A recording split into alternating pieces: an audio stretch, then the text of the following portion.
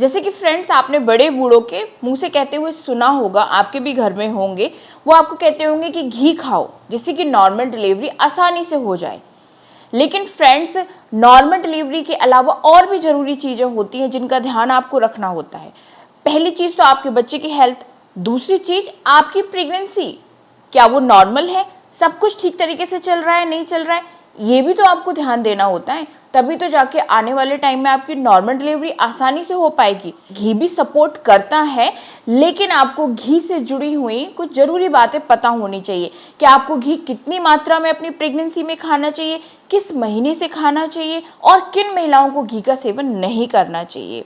क्योंकि अगर आपको ये सारी बातें पता होती हैं तो आपसे फिर कोई भी गलती नहीं होती और प्रेगनेंसी आपकी नॉर्मल रहती है, घर में बच्चे का विकास भी अच्छे से होता है, कोई परेशानी नहीं आती है और इन्हीं चीज़ों की वजह से फिर आपकी आसानी से नॉर्मल डिलीवरी हो ही जाती है। ठीक है, तो ज़रूरी कुछ बातें घी से जुड़ी हुई आज मैं इस वीडियो में आपको बताने वाली हूँ। तो अगर आप भी अपनी प्रेगनेंसी में घी खाने के बारे में सोच रहे हैं तो एक बार इस वीडियो को कंप्लीट ज़रूर देख लीजिएगा, उसी के बाद घी खाने के बारे में आप सोचिएगा। चलिए स्टार्ट करते हैं आज का वीडियो। मैं हूं आप सबके साथ रेशु, आप देख रहे हो रेशूज ब्लॉग यूट्यूब चैनल। एक बार फिर से बहुत बहुत स्वागत है आपका आज के इस नए वीडियो में। चलिए स्टार्ट करते हैं आज का वीडियो। आप सभी से मेरी रिक्वेस्ट है, अगर वीडियो पसंद आता है तो एक लाइक करें, चैनल को सब्सक्राइब करें, नोटिफिकेशन बेल को दबा के ऑल पर क्लिक भी जरूर कर लें इसी तरीके के डेली हेल्पफुल वीडियो देखने के लिए। चलिए स्टार्ट करते हैं आज का इम्पोर्टेंट वीडियो। तो फ्रेंड्स, प्रेगनेंसी के टाइम पे घी खाना वैसे फ़ायदेमंद होता है क्योंकि घी में भरपूर मात्रा में विटामिन होते हैं, एंटीऑक्सीडेंट होते हैं, ओमेगा फैटी एसिड होता है, तो ये सभी प्रेगनेंसी के लिए बहुत ज़्यादा फायदेमंद है। जैसे कि अगर आप प्रेगनेंसी में घी खाते हो तो आपकी पाचन संबंधी जो समस्याएं होती है, मतलब डाइजेशन से जुड़ी हुई जो समस्याएं होती है वो खत्म हो जाती है। एक तो जैसे कि आपको कब्ज होती है, अपच होती है, सीने में जलन, एसिडिटी वगैरह की जो दिक्कत होती है वो खत्म होती है घी खाने से। साथ ही साथ बेबी के डेवलपमेंट के लिए भी घी खाना अच्छा माना जाता है। साथ ही साथ घी शरीर को पोषण देता है, मतलब बहुत तरीके के न्यूट्रिशन आपको घी खाने से मिल सकते हैं। इसके अलावा जो आपको प्रेगनेंसी में मूड स्विंग्स की प्रॉब्लम होती है उसको भी एक कंट्रोल करता है। बहुत सी बातों को लेके आपके मन में जो स्ट्रेस होता है उसको भी घी दूर करता है। अब ये तो इसके फायदे हो गए, लेकिन घी खाने के कुछ आपको नुकसान भी हो सकते हैं।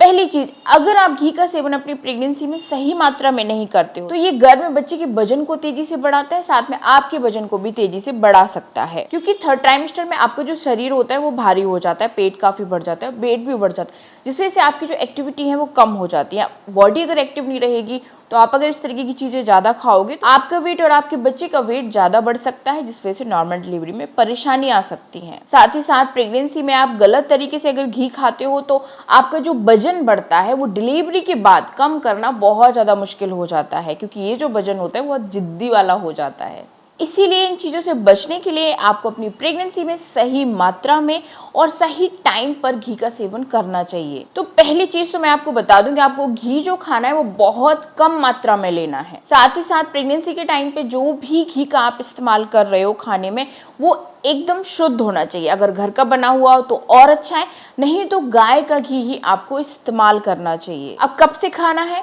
तो शुरुआती प्रेगनेंसी से ही आप घी का सेवन कर सकते हो। जैसे कि डेली 1 चम्मच घी आप ले सकते हो, जैसे कि रोटी के साथ, या फिर आपको दाल में पसंद है या सब्जी में पसंद है तो 1 चम्मच डेली आप घी का सेवन कर सकते हो शुरुआती प्रेगनेंसी से ही। बाकी फिर आप 9वें महीने से दूध में घी डालकर पीना भी स्टार्ट कर सकते हो, लेकिन ज़्यादा मात्रा में आपको घी नहीं लेना है। 9वें महीने में केवल 1 चम्मच ही आप दूध में डालकर पिए, इससे ज़्यादा बिल्कुल नहीं। अगर आपने दूध में डालकर घी खाना स्टार्ट कर दिया है, फिर आप जो एक्स्ट्रा चीज़ों के साथ घी ले रहे थे उसको फिर कम कर देना है या वो छोड़ देना है, फिर आप दूध के साथ ही घी लीजिए। ठीक है, ज़्यादा नहीं लेना है, इतना ध्यान दीजिए। इसके बाद कुछ इंपॉर्टेंट चीज़ें, जैसे कि अगर आपका वजन बहुत तेज़ी से बढ़ रहा है, प्रेगनेंसी के टाइम पे आपके बच्चे का वजन भी बहुत ज़्यादा है, तो फिर ऐसे में आपको घी नहीं लेना चाहिए। ठीक है, बिल्कुल बंद कर देना चाहिए। साथ ही साथ अगर आपको प्रेगनेंसी के टाइम पे हाई बीपी की प्रॉब्लम रहती है, आपका बीपी बढ़ता ही रहता है जब भी आप चेक कराते हो, तो भी आपको घी का सेवन